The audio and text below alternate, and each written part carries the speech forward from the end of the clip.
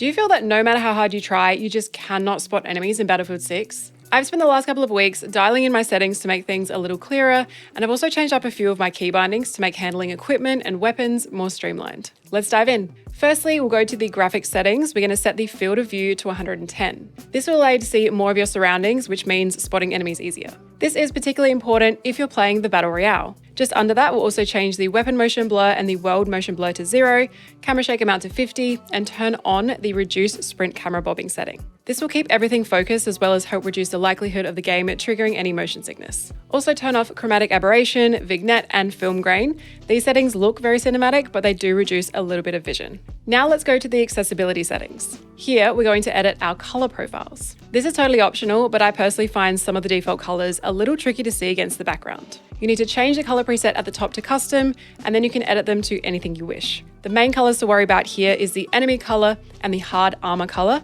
especially if you're playing the Battle Royale. I personally find the default of red a little hard sometimes to see against a firestorm, so I changed the enemy color and the hard armor color to bright pink. This will also make the damage numbers when you're putting down damage easier to see than that default of purple. I changed the squad color to aqua over green, mostly for vibes because I like how it looks with the pink. But when you're changing yours, just hover over every setting and it will give you a description of what you're changing.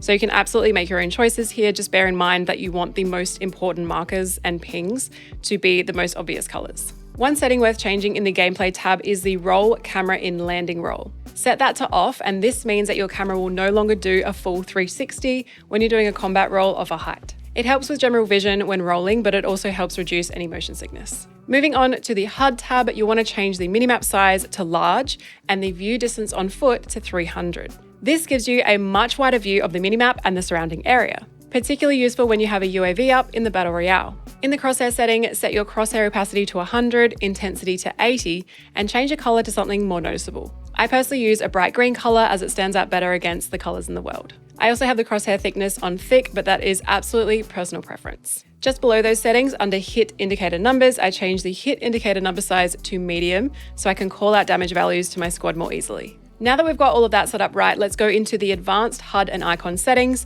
under interface and HUD. Now scroll down to the icons and indicators, and don't worry, this menu is a lot, but I'm going to guide you through. Set the icons intensity to 80, and then we'll start with the objective icons. Leave the icon scale on 100, but set the opacity to 75. Change the zoomed opacity and the occluded to 20. This means when you're aiming down sights or the objective is being blocked, the icon will only be barely visible. This helps declutter your sights when you're trying to focus on aiming. Now we'll take a look at friendly icons. These are your teammates, which are marked with the blue icons. If you're playing a medic, these are important markers to have visible. But if you're playing any other class, they're a little less relevant. Keep that in mind when we're adjusting these values. We'll change the scale to 85, set the opacity to 75, change the zoomed opacity to 30, set the revived scale to 85, change revived opacity to 75, and revive zoomed opacity to 30.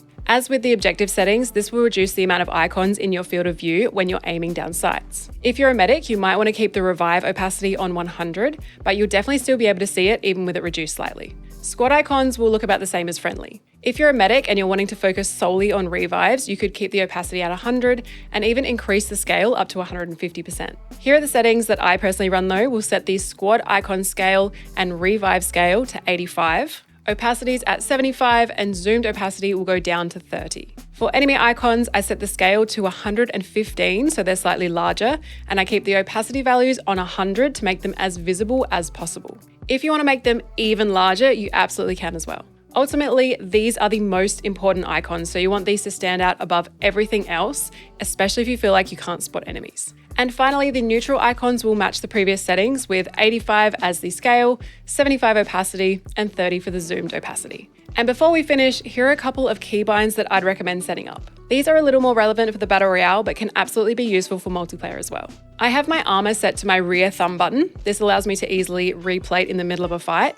And on my front thumb button, I have my grenades. But the biggest game changer for me has been setting the primary to scroll up and the secondary to scroll down. This means no matter what is in my hands, I know that if I scroll up, I'll go to my primary weapon. In the Battle Royale, your primary is your number 1 slot, so make sure you've got your guns in the slots accordingly. You can do this by hitting F in your inventory in the Battle Royale. I always have my longest range weapon in the number 1 slot, so up for the furthest range and down for the closest range. This has made me feel so much more in control of my weaponry while I'm fighting for my life in RedSec. Hopefully this helps your HUD feel less cluttered and you'll feel more in control of your equipment and weapons. I'd love to know if this video helped you out, and let me know in the comments if you have any other keybinds or setting suggestions. If you want to see more Battlefield content, join me on Twitch. I have been streaming it a bunch.